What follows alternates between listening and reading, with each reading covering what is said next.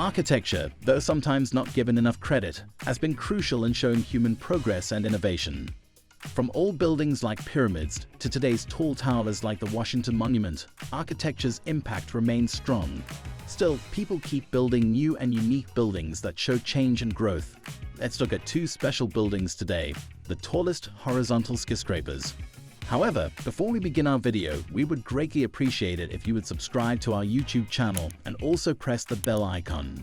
Let's get started. There's a big building complex in Chongqing named Raffles City. It has 8 tall buildings. When it's all finished, it will have places for business, homes, and fun spots. The whole area it covers is really big, about 1/3 the size of a famous park called Central Park. There's also going to be a big shopping area, many apartments, a fancy hotel, and lots of office spaces. Building something this huge is expensive, costing 3.8 billion. But many locals think it's worth the money, especially because of its top feature called the Crystal. The Crystal is an amazing building that's almost 1,000 feet long and weighs a massive 12,000 tons. What's most impressive is how high it is. It's 820 feet above the ground, which is as tall as a skyscraper. It's held up by 4 other skyscrapers, creating a bridge in the sky that connects different businesses and homes. Building the Crystal was a big engineering challenge. It's made of 3,000 glass panels and nearly 5,000 aluminum panels, which come in 9 different pieces. 4 of these pieces were put together on top of the skyscrapers, and the other 5 were built on the ground and then lifted up many stories high. This was a tough job. The shape of the Crystal is pretty unique with a curvy design. To make sure it stayed stable and safe, a company called Arup had to come up with clever ways. They used special columns that curve and connected them to strong trusses, like belts, to keep everything in place. In simple words, it took a lot of hard work and innovation to build the Crystal. So why did they put in all that effort? Well, they built something really cool up there in the sky. When you first go into the building on the ground floor, you'll see an exhibit from National Geographic that tells the story of Chongqing's history. It might seem a bit strange, but they designed the building to look like those old Chinese sailing ships that helped the city become what it is today.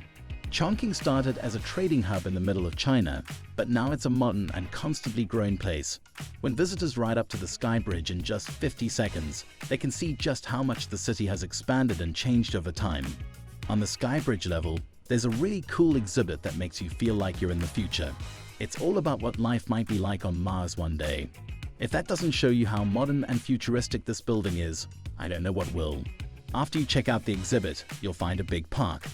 This park has ponds, paths with trees, beautiful gardens full of flowers, and amazing views of the city. They planted hundreds of trees and shrubs to make this garden high up in the city. But the best part comes after the garden. It's the main attraction, the observation deck.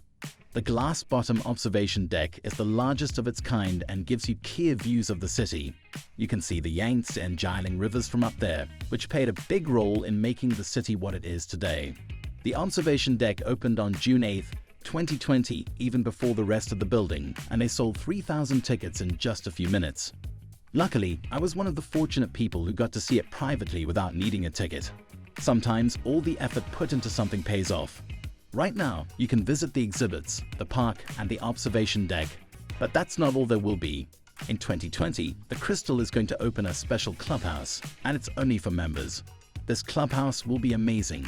It will have 2 swimming pools, lots of restaurants, and fancy bars and cozy places to relax. You can have a drink, sunbathe, and look at the city from up there. Even if you're on the ground, the Crystal gives the people in Chongqing a fantastic view at night. The whole Skybridge lights up in different colors, like a beautiful light show for the city every night. Besides all the fun stuff, Raffles City Chongqing is working hard to bring the city together. The bottom part of the complex will be a place where buses, subways, and even the local ferry system come together. This makes it simple for both tourists and people who live here to visit Raffles City Chongqing and the Crystal easily. The fact that it's right by the water means you can easily catch a ferry, and it also has a special meaning in its design. Because it's made to look like old Chinese sailing ships, the location by the water and the way the buildings lean forward are supposed to make it look like a ship is pulling the whole city forward. The architect behind Raffles City Chongqing, Moshe Safdie, thought a lot about where to put the complex and how it should look. Interestingly, the Crystal isn't Moshe Safdie's first horizontal skyscraper. And it's not the tallest one he's designed either. His tallest one is actually the Kingdom Center in Riyadh, Saudi Arabia, which he built back in 2002. It stands at 992 feet tall and has a shopping mall called Al Mamlaka, fancy offices, and a Four Seasons hotel. Kingdom Center is a really amazing place in Riyadh, made to welcome people from all over the world. Inside Kingdom Center, you can find some really fancy things. There are special movie theaters where you can watch a movie while enjoying a nice meal.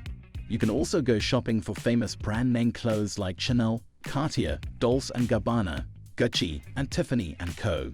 And if you're in the mood for fast food, there are lots of well-known chain restaurants like KFC and Baskin Robbins.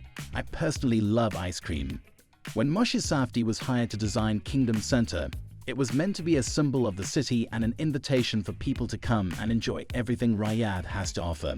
They also put in a Four Seasons hotel to give visitors a really fancy and comfortable welcome to the city. The hotel is located between the 20th and 30th floors of the tower, and all 274 guest rooms have amazing views of the city. They even have services like a spa and wellness center where you can get treated while watching the sunset over Saudi Arabia. But the most thrilling part of the building is the Skybridge. It's one of a kind in its style, sitting on top of a curved arch that looks out over the city.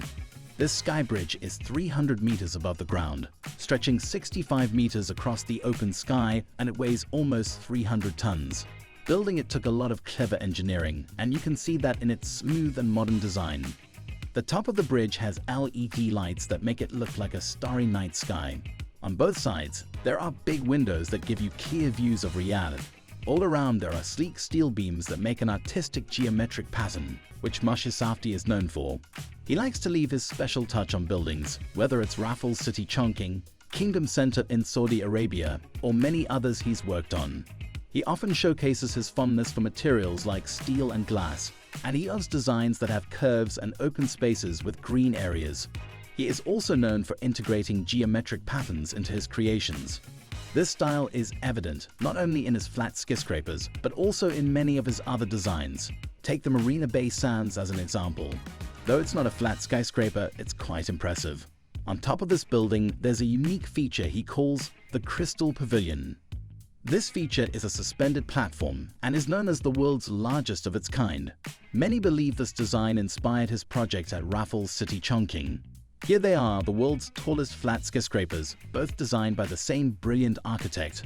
What's your opinion on these architectural marvels? Which one would you love to see in person? Share your thoughts below. And if you liked what you saw, please give a thumbs up and consider subscribing.